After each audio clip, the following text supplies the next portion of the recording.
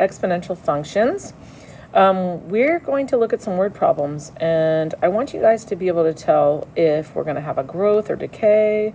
We need to figure out what the initial value was, and we need to be able to, just at a glance, be able to tell if our value should be getting bigger, which is growth, or if our value should be getting smaller, which is decay.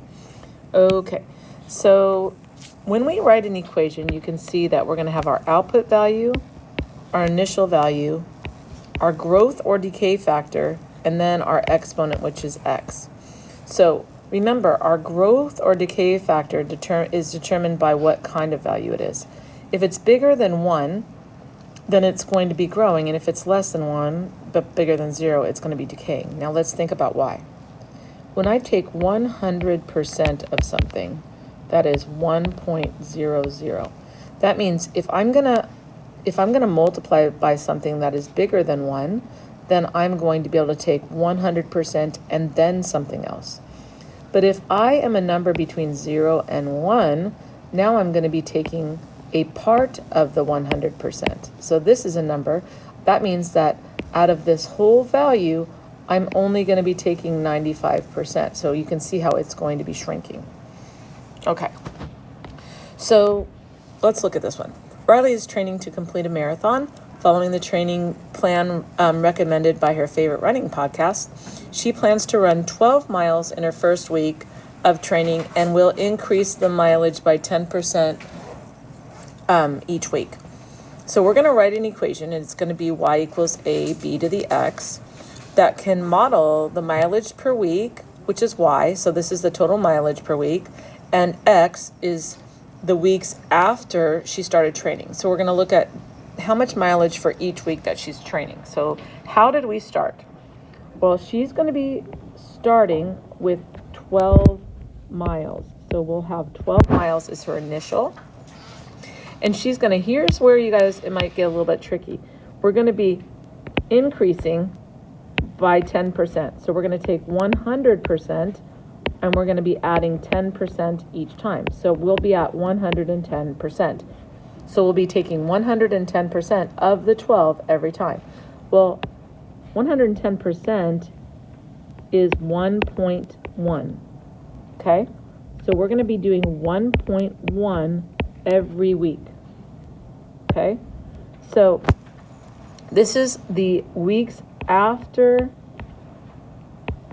So on the first week, we only do that once, 1 week after. On the second week, we would multiply by that twice, et cetera, et cetera. If we wanted to find the fourth week, then we would put in 1.1 and then 4, and we would put that in our calculator. Yeah, I'm going to let you guys use calculators for this, but today we're just going to be worrying about setup. Okay, Raymond works for a pharmaceutical company that is testing the effectiveness of a new medication. He gave one of the study participants 400 milligrams of medication, and he knows that the amount of that remaining in the participant's body will decrease. Obviously, if we don't give him any more, it's not going to be going up, but it's going to decrease by 1/3 each hour. Okay, so how did we start? Well, he took 400 milligrams. Okay, actually, let's do green because we were just doing that. So 400 milligrams. Then he's going to increase every hour. So we're going to decrease every hour. So we're going to take 100%, which is just 1, and we're going to decrease it by 1/3.